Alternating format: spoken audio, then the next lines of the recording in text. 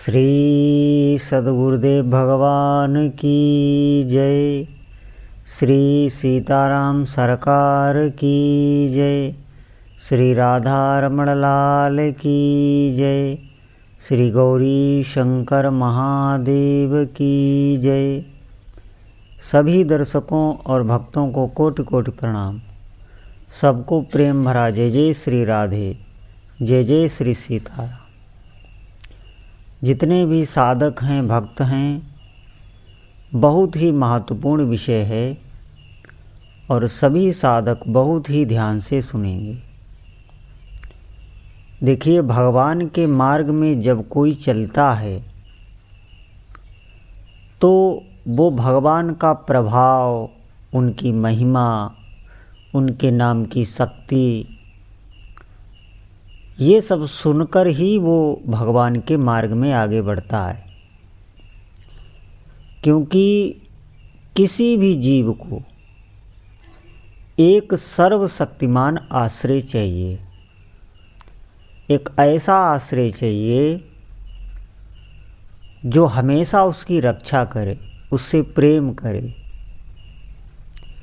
क्योंकि आप अपने हृदय में झांक कर अगर देखेंगे तो जीव की एक ही सबसे बड़ी कामना है, वो है प्रेम।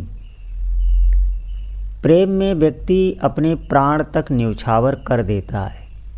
आप देखेंगे संसार में भी अगर किसी से प्रेम हो जाए तो अपने प्राण तक वो न्यौछावर कर देता है। जबकि वो प्रेम नहीं होता, वो मोह के कारण एक शारीरिक आकर्षण होता है जिसमें जीव फंस जाता है और अनंत जन्मों से इसी में हम फंसे हुए आ रहे हैं। लेकिन यहाँ पे ध्यान देने योग्य बात ये है कि जब वो भजन करता है, भगवान का नाम जप करता है, प्रारंभ में तो भगवान उसे आकर्षण देते हैं। आप ज्यों ही भगवान का नाम जप आरंभ करेंगे तो आप देखेंगे आपको कुछ अनुभव होने लगे, क्योंकि नाम भगवान का अपनी तरफ आपको खींचेगा, आपके भीतर महत्व बुद्धि प्रकट करेगा। लेकिन कुछ समय पश्चात उसे ऐसा लगता है कि अब हमें कोई अनुभव नहीं हो रहा, उसका भजन शिथिल पड़ने लगता है। ध्यान दें इस बात पर। शिथिल क्यों पड़ने लगता है? क्योंकि वो भजन की एक नियमावली बना के चलता है और उतना ही भजन करता है। विषय में आसक्ति, संसार में आसक्ति होने के कारण वो ये बात समझ नहीं पा रहा है कि हम भजन कर रहे हैं लेकिन हमारी आसक्ति अभी संसार में ही है और जब तक भगवत प्राप्ति नहीं हो जाती तब तक रहती है। ये ध्यान रखें। इसीलिए भजन को बढ़ाना पड़ता है।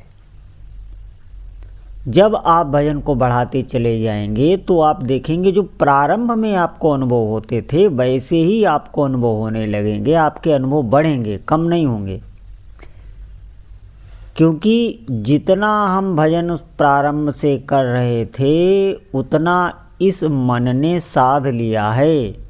अब इसे उससे ज़्यादा भजन चाहिए, वो हम नहीं दे पाते।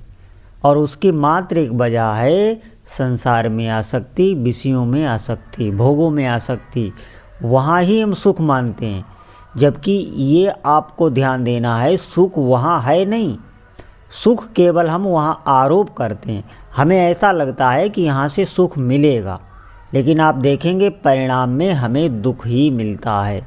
कभी भी विषयों भोगों में आज तक कोई संतुष्ट नहीं हुआ है। अगर संतुष्ट हो गया होता तो सभी कह देते कि हाँ मैं पूर्ण संतुष्ट हूँ, फिर भजन की, अध्यात्म की कोई आवश्यकता ही नहीं थी। तो आप ध्यान दें इस बात पर, एकमात्र भगवान के भजन से ही सुख मिल सकता है। अब हमारी कामनाएं क्यों पूर्ण नहीं होती, हमारी मन की इच्छाएं क्यों पूर्ण नहीं होती? उसके पीछे भी कारण है भजन ही। अगर हम निरंतर भजन की अवस्था में आ जाएं, सुबह से शाम तक बार बार हम अभ्यास करें, भले ही विस्मरण हो जाए, फिर हम अभ्यास करें और विस्मरण होने पर हमें खेद हो, बहुत दुख हो, जैसा हमारे कुछ छिन गया है, हमारा कुछ चला गया है। जैसे संसारिक कोई वस्तु छिन जाती है, जिससे हम प्रेम करते हैं वो छिन जाती, वैसे में दुख होता है। ऐसे ही जब भी हमारा भजन छूट जाए, हम किसी विषय में फंस जाएं, कहीं किसी सुख को भोगने लग जाएं और भजन हमारा छूट जाए, उस समय हमें दुख होना चाहिए। जब तक हम निरंतर नाम जप की अवस्था में नहीं आएंगे, आप निश्चित समझें, फिर आप देखेंगे आपके सभी कार्य होने लगें। बिल्कुल आप निश्चिंत रहें इस बात पर, सब ओर से प्रभु कृपा करने लगते हैं।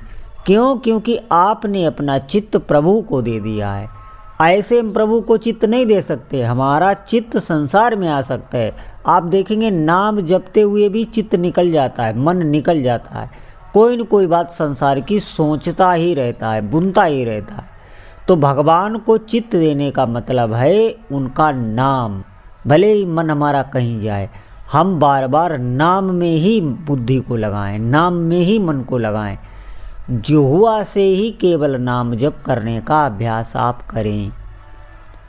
फिर आप देखेंगे कि मन जब निर्मल हो जाएगा, क्योंकि जो आप नाम जप कर रहे हैं, भले ही मन संसार में जा रहा है, लेकिन उस पर प्रभाव पड़ रहा है। आप ये न समझें कि मन संसार में जा रहा है तो नाम का कोई फ़ायदा नहीं नाम जपने से, ऐसा बिल्कुल हृदय में ना सोचें।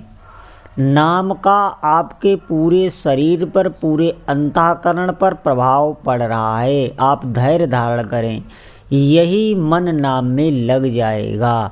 बिना नाम जपे मन रह ही नहीं पाएगा, धीरे धीरे प्रेम की अवस्था आने लगेगी। आप धैर्य तो धारण करें।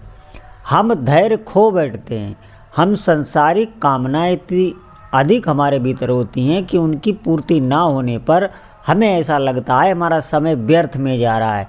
धोखे में मत रहना आप, निश्चित आप नाम को पकड़े रहें। भगवान के नाम की इतनी सामर्थ है, कामनाओं की क्या, भगवान ही नाम से मिल जाते हैं। आप निश्चिंत रहें और अधिक से अधिक भगवान के नाम जप का आश्रय लें और महापुरुषों का सत्संग अवश्य सुनें, क्योंकि महापुरुषों के सत्संग से आपके भीतर बल बढ़ेगा, अध्यात्म में चलने का बल बढ़ेगा। फिर आप देखेंगे हमारी इंद्रियां भी संयम में होने लगीं, हमारे अंतःकरण में अच्छे अच्छे विचार आने लगे, हमारे स्वप्न अच्छे हो गए, हम एक अच्छी भावना में जीने लगे, भीतर से प्रसन्न रहने लगेंगे। आप निश्चित समझें।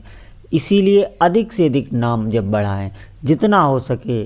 घर गृहस्थी के सभी कार्य करते हुए भीतर से जीव से नाम जपते रहो। जीव से नाम जपने में क्या हर्ज है?